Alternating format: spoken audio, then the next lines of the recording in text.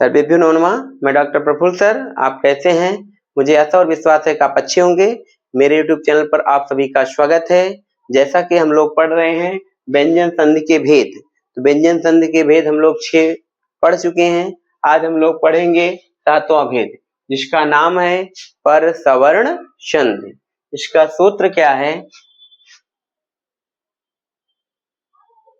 अनुस्वारस्य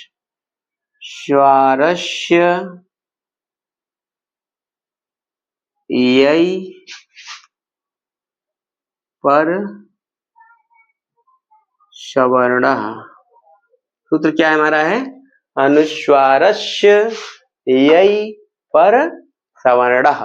ठीक, तो अनुपर सवर्ण संधि का सूत्र हमारा है अनुस्वारस्य यई पर सवर्णः। ये कहता क्या है? अनुस्वारस्य, अनुस्वारस्य मतलब होता है अनुस्वार का, अनुस्वार का क्या हो जाता है? पर सवर्ण। पर सवर्ण मतलब जानते हैं, मतलब उसका उच्चारण स्थान, जिसका उच्चारण स्थान सेम होना चाहिए, बड़ा समय समान होना चाहिए, वही उसका पर सवर्ण होता है। तो यहाँ पर है क्या है? कहता है इस अनुस्वारस माने अनुस्वार का, पर सवर्ण माने होता है पर सवर्ण हो जाएगा, बाद में क्या होगा? यही प्रत्याहार का वर्ण बाद में होने पर। यही इसका सूत्र पूरा परिभाषा यही कहता है। क्या कहता है? उस अनुस्वार का हम पर सवर्ण कर सकते हैं यदि बाद में यही प्रत्याहार का वर्ण हो तो। चलिए जैसे आपको दिखा रहे हैं, जैसे हम लोग क्या करते हैं, जैसे कहीं अनुस्वार हुआ है, इस अनुस्वार के बाद हमको क्या मिले? यही प्रत्याहार का वर्ण मिले। यही का मतलब है यहाँ पर यही प्रत्याहार का वर्ण। यही ये जानते हैं, माहेश्वर सूत्र आप लोग पढ़े होंगे। माहेश्वर सूत्र आपको याद होना अति आवश्यक है। माहेश्वर सूत्र याद रहेगा तो संधि बहुत आसानी से आपको समझ में आएगा। ठीक, इसलिए माहेश्वर सूत्र को आप अच्छी तरह से पढ़ लीजिएगा, याद कर लीजिएगा। माहेश्वर सूत्र से ही पूरी संधि चलती है आपकी। ठीक, ये का मतलब है आपका हैवरट, अर्थात 5वां सूत्र से लेकर कपय, जो 12वां सूत्र है माहेश्वर सूत्र के, तो 5वां सूत्र से लेकर 12वें सूत्र तक का जो वर्ण आता है, जैसे हैवरट, हैवरट से लेकर य परट लड़ यमंगणनम झभई गढ़धस जब गढ़दश खप छटत छटतौ कपय शक्षर, कपय कपय तक जाएगा, कपय 12वां सूत्र तक। ठीक, ये अगर वर्ण आपको मिलते हैं अनुस्वार के बाद, ये वर्ण आपको अगर मिले तो इस अनुस्वार का हम उस वर्ग का, यहाँ पर जो वर्ण रहेगा उस वर्ग का 5वां अक्षर कर देते हैं। तो क्या करता है? वर्ग का 5वां वर्ण हो जाता है। ठीक, यही आपका ये संधि कहता है कि इस अनुस्वार के बाद यही प्रत्याहार का वर्ण हो तो जिस वर्ग का यहाँ पर वर्ण रहेगा, यह प्रत्याहार का वर्ण, उस वर्ग का हम लोग 5वां अक्षर अनुस्वार के स्थान पर कर देंगे। उदाहरण देखिए, अच्छे से आपको समझ में आ जाएगा। ठीक, जैसे इसमें लिखा है पहला आपका, देखिए ये जो परसवर्ण संधि है, अनुस्वार संधि का अगली कड़ी है आपकी। अगर आपको अनुस्वार संधि अच्छे से समझ में आया है तो आपको ये वाली संधि बहुत आसानी से आपको समझ में आ जाएगा। इसलिए अनुस्वार संधि को आप अच्छे से पढ़ लीजिए। अगर आप न पढ़े हो तो मैंने इसके पहले आपको अनुस्वार संधि पढ़ाया है, उस वीडियो को जाकर अच्छे देख लीजिएगा। उसी से जुड़ा हुआ ये आपका संधि आता है। हर स्टेप एक संधि के बाद एक संधि आपकी आती है। जैसे आपको चढ़ना है छत पे, तो एक स्टेप सीढ़ी बढ़ते जाना है ना, तो एक एक सीढ़ी बढ़ते जाएंगे तो आप पहुंच जाएंगे छत पर ना।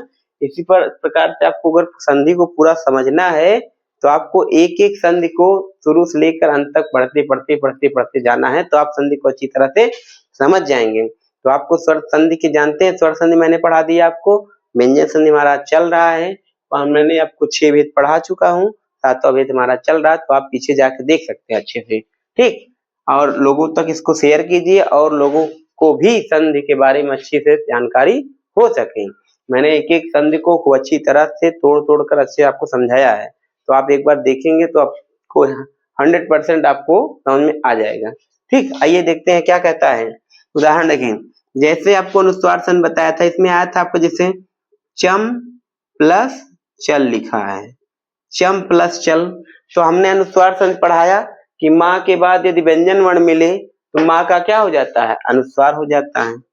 तो यहाँ हो जाएगा आपका चम प्लस चल। अब ये संधि यहाँ काम करेगी, परसवर्ण संधि यहाँ से काम करेगी।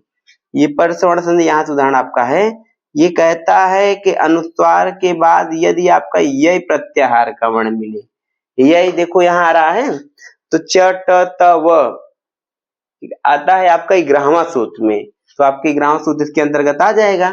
तो आपका यहाँ पर अनुस्वार के बाद ये प्रत्याहार का वर्ण आ रहा है, इसलिए यहाँ पर क्या होगा आपका, इस अनुस्वार का हम इस वर्ग का, जिस वर्ग का ये वर्ण रहेगा उस वर्ग का 5वां अक्षर करें। परसवर्ण माने जिसका उच्चारण स्थान समान, तो च का उच्चारण स्थान जैसे तालु होता है, तो इसका इया का भी उच्चारण स्थान क्या होगा, तालु होता है।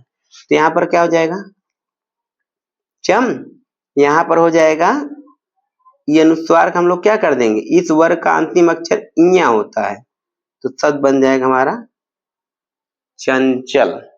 तो सही सही शब्द चंचल ऐसे भी लिख सकते हैं चंचल, लेकिन अगर आप संधि पढ़े हैं अच्छी तरह से तो ऐसे भी संधि चंचल लिखा जाता है। दूसरा जैसे आपको दिखा रहे इसी व्यंजन में भी क्या है, परसवर्ण संधि है, आपको दिखा रहे व्यंजन शब्द में भी परसवर्ण। तो यहाँ पर लिखा था ऐसे, व्यन प्लस जल।